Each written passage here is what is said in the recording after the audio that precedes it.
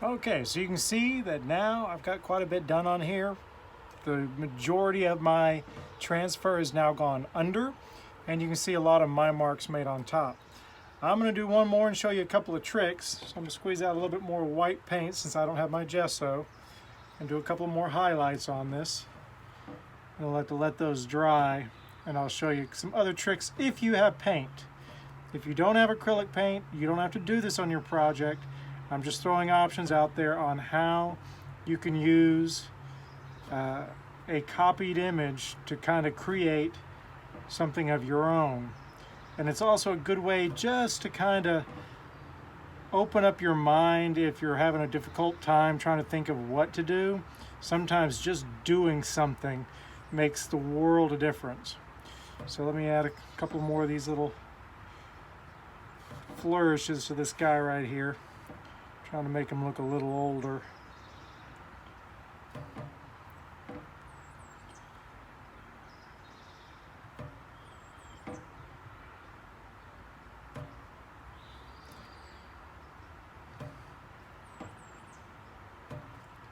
If you have a gel pen, you can also do this with a white gel pen. That also works really well. Have a little bit more control with the gel pen maybe.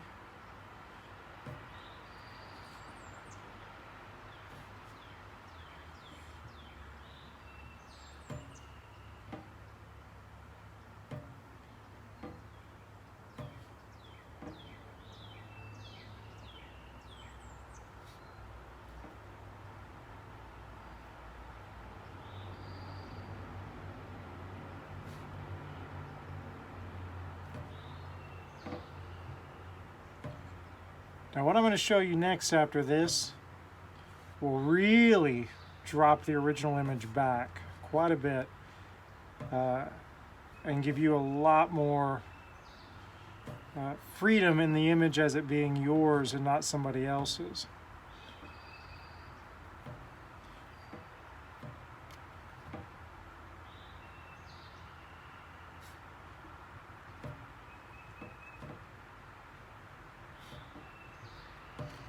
Okay, so I'm going to stop right there. We're going to let that dry for a little bit, and then I'll come back in just a minute. Okay, so now it seems to be a bit dry. May not be dry enough, but dry enough for me. Now you could just go ahead and whitewash this and start drawing and be done with it. You can turn in your assignment, but I'm a painter.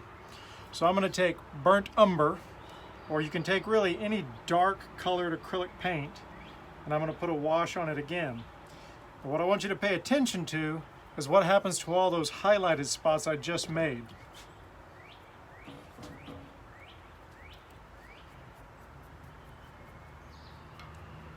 Oops, they're smearing a little bit.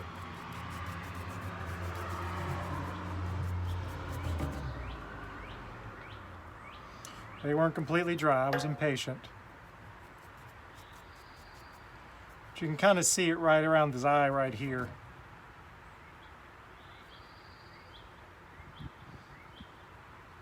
So I just totally messed this up, but that's okay, I can still work with it.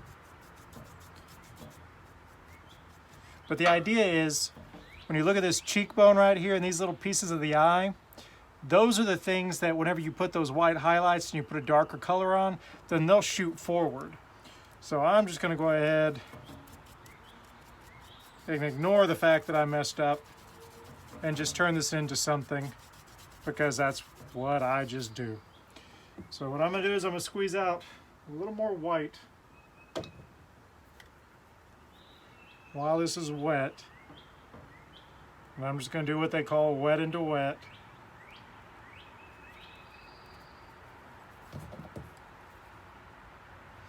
And I'm just going to draw with my paintbrush a little more.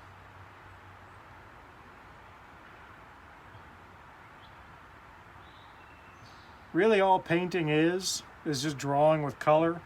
You have to learn a little bit about color theory and what colors make what, and what colors look forward and what colors look farther away.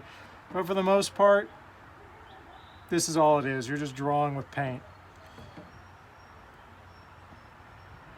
But this is definitely looking less like the original copy that I had, and definitely starting to look more like something that would be on my wall right now. So what's going on with this eyeball?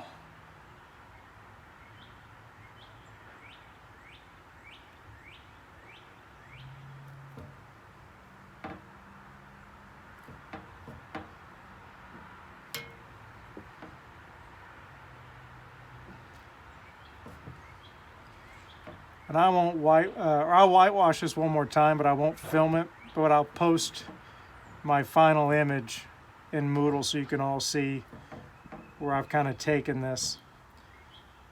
But we're still going to call this a drawing, even though I'm using paint. And you can do the same thing for yours as well.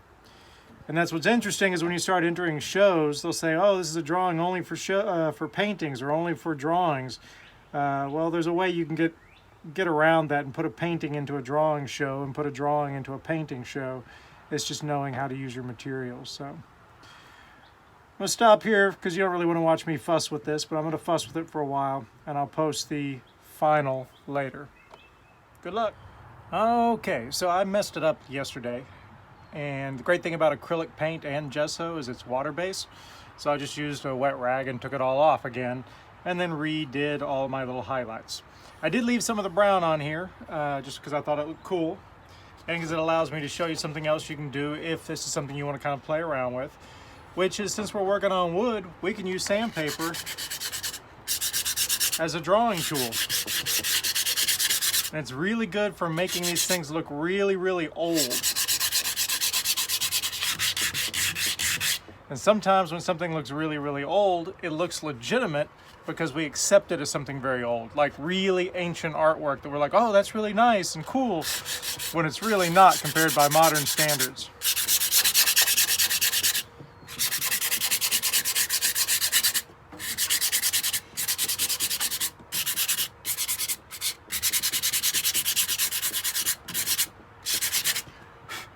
Okay, so again, as I was saying, with those little highlights, if I take a little bit of a dark color, and in this case I'm going to use my burnt umber again because I like my earth tones because they make everything look old. I take that, water it down, you see how those highlights pop right back up.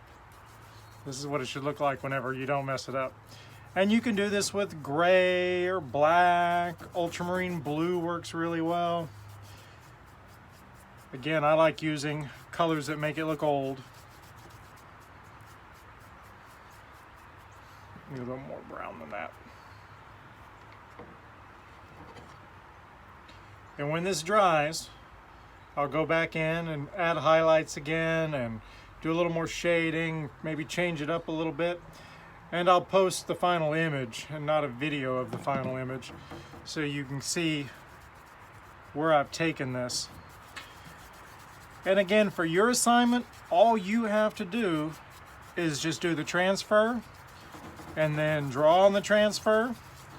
Or sorry, do the transfer, whitewash the transfer, draw on the whitewash it again, draw on it again. So it should be transfer, whitewash, draw, whitewash, draw, whitewash, draw, then you're done. Anything else you do to it is just going to make it more yours.